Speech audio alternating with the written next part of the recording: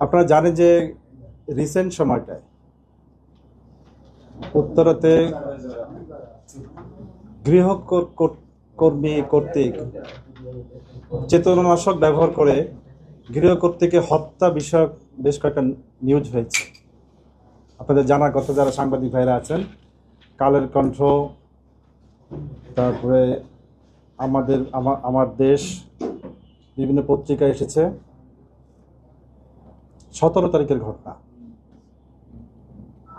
17 তারিখে, জাস্ট এই মাসের 17 তারিখ,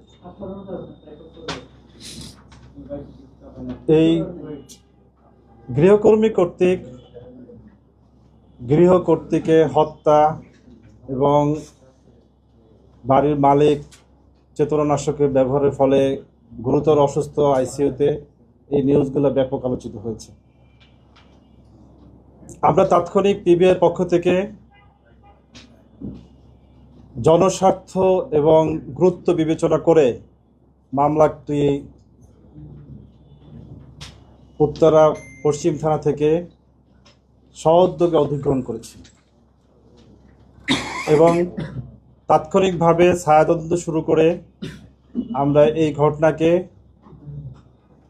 রহস্য উদ্ঘাটনের জন্য ব্যাপক তৎপরতা শুরু করি। আমাদের সাথে থানা পুলিশ, সিআইডি, ডিবি, অন্যান্য টিমগুলা কাজ করতেছিলেন। মূলত যে গৃহকর্মী এই ঘটনাটা ঘটিয়েছে, আমরা পরে তার নাম উদ্ঘাটন করতে পেরেছি। তার নাম বিলকিস। প্রকৃতপক্ষে 17 তারিখের যে ঘটনাটা, তার 2 দিন আগে ওই পরিবারে এই গৃহকর্মীর নিয়োগ হয়।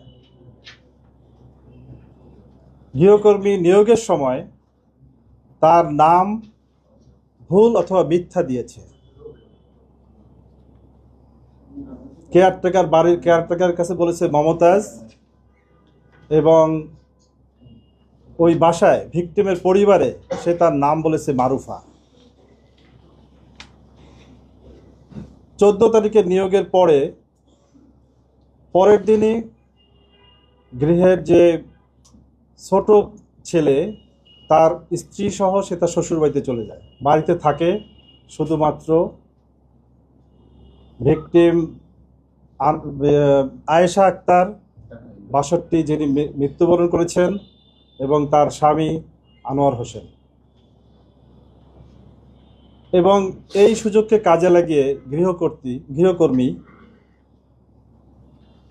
সে গুরুতর চেতনানাশক মেডিসিন ব্যবহার করে বাসা থেকে স্বর্ণালঙ্কার সহ বিভিন্ন জিনিস লুটপাট করে নিয়ে যায় এবং সে গা ঢাকা দেয়। সন্ধ্যা নাগাদ পরিবারের বড় ছেলে সে বাবাকে ফোন দেয়, কিন্তু বাবা ভালোভাবে কথা বলতে না পারায় সে দ্রুত বাসায় চলে আসে। বাসায় এসে তার মাকে অত্যন্ত নিথর অবস্থায় দেখতে পান এবং বাবাকে মুমূর্ষ অবস্থায় দেখতে পান। সে দ্রুত তড়িঘড়ি করে হসপিটালে নিয়ে যান। উত্তরাতে লুবানা হসপিটাল আছে, আপনারা জানেন। লুবানা হসপিটালে তাদেরকে অ্যাডমিট করে, কিন্তু হসপিটালে নেওয়ার পরে হসপিটাল কর্তৃপক্ষ তার মা আয়েশা আক্তার নিহত বলে জানান এবং তার বাবা আনোয়ার হোসেনকে আইসিইউতে ভর্তি করা হয়। আমরা পরের দিন জানতে পেরেছি যে পরের দিনে সে চেতনা ফিরে আসে তার,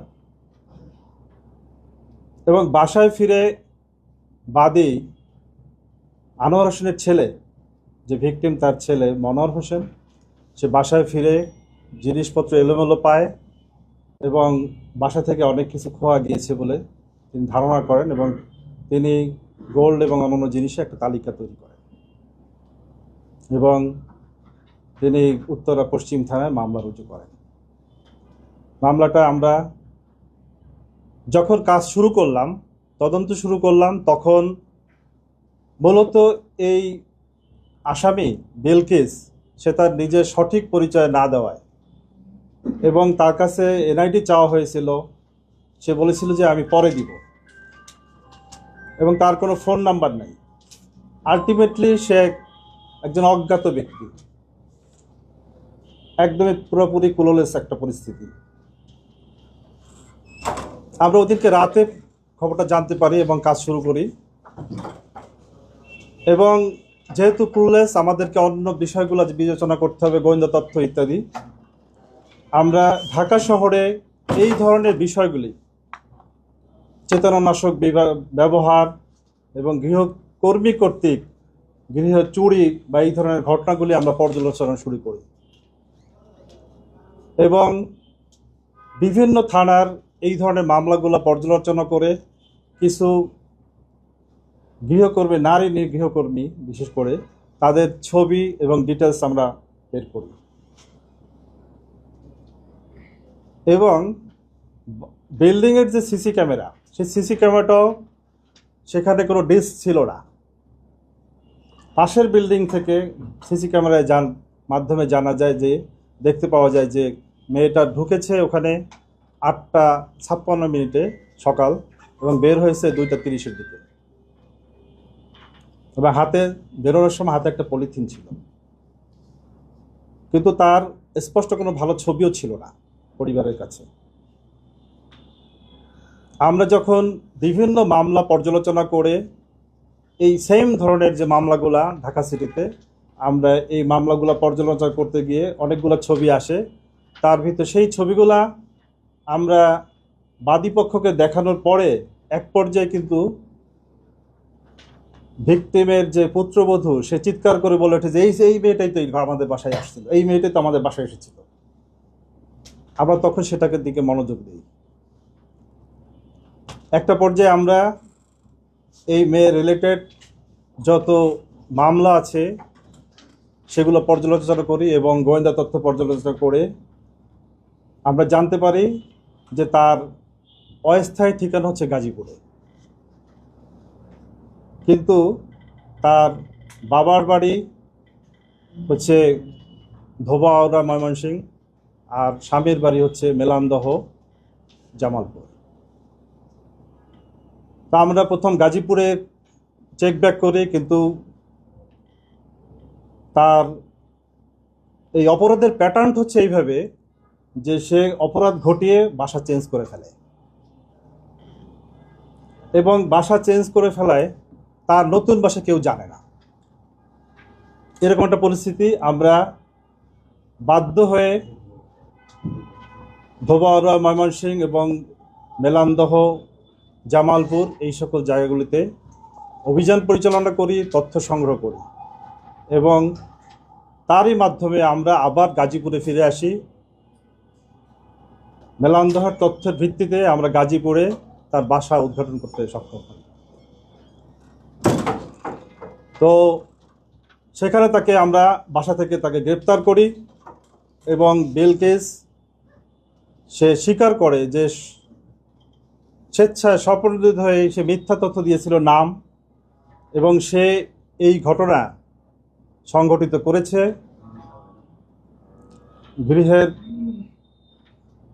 গৃহ যে কর্ত্রী এবং তার যে হাজব্যান্ড, তাদেরকে সে চেতনানাশক ব্যবহার করেছে, সে ট্যাবলেট ব্যবহার করেছে এক ধরনের, এবং সে এইভাবে লুটপাট করেছে, এবং গোল্ডগুলা কোথায় বিক্রি করেছে ইত্যাদি তথ্য সে আমাদেরকে দিয়েছে।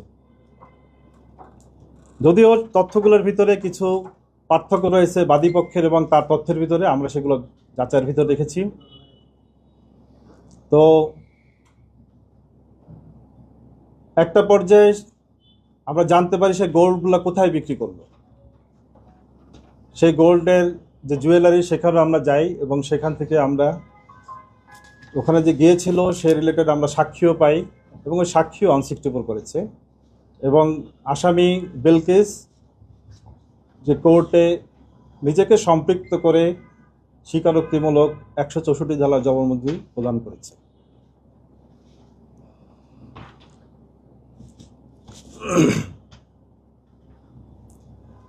আমরা এরপরে গোল্ডের বিষয়ে এবং অন্যান্য বিষয়ে খোঁজখবর নিয়েছি, এবং যে দোকানে সে বিক্রি করেছিল তারা অস্বীকার করলো সেখানকার একজন আসামি আমাদের কাছে গ্রেপ্তার রয়েছে, এবং তাকে কোর্টে উপস্থাপন করা হয়েছে।